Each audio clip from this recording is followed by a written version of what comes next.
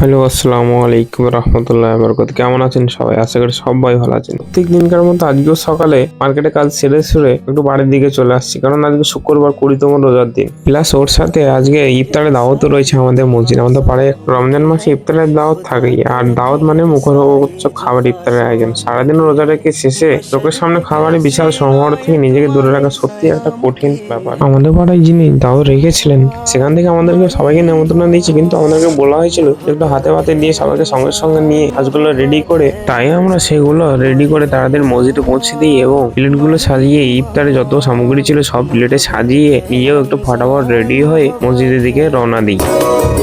ये नूर नूर सहर बरकतों भरे इफ्तार, ये रहमतों में नहाए हुए दरो दीवार। ये नूर नूर सहर बरकत